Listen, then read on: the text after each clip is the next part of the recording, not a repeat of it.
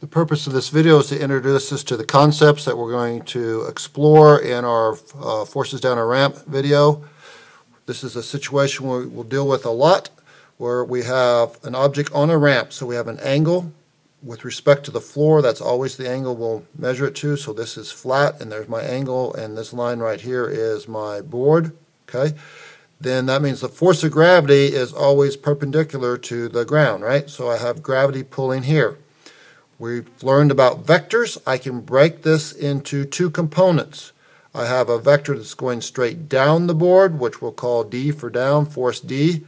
Then I have a force going normal to the board. Normal always means perpendicular in science.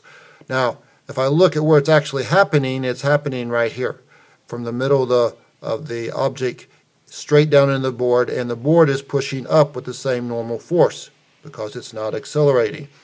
But we know vectors. To get the result, I can move this vector over here and draw a diagram. So now I have my right triangle. This is FD and FN are the components, and FD squared plus FN squared would give me FG squared.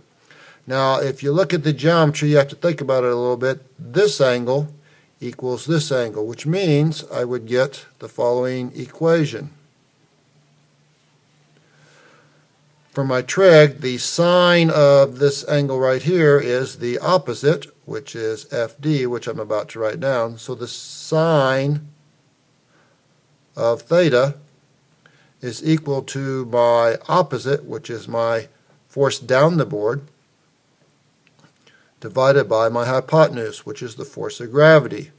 And in our lab, we will see how accurate our measurements are. We should get this relationship. We should also get that the cosine of the angle is the adjacent, which is the normal force over the force of gravity. We're going to do that by tying a string to our object, and up here we're going to have a force probe, and underneath the object we'll have a scale. Now, because this tension in the string, it's not accelerating. If this object's sitting here and we're ignoring friction, and you'll see how we do that in a minute, then what I measure in the string with my force probe is going to be the same as my force down the ramp. So that's how I'm going to do that. We're going to put a probe right there, and I'll show you in the execution in the lab setup video how you do that. And we're going to put a scale underneath that. It's actually going to be a cart to weigh the normal force. And that's the basic idea of how we're going to do the lab. So we've got a normal force. We're going to measure normal, and we're down the ramp, and we also will know the force of gravity, so we'll weigh the object that's on the board. And that's the concepts that we're looking at.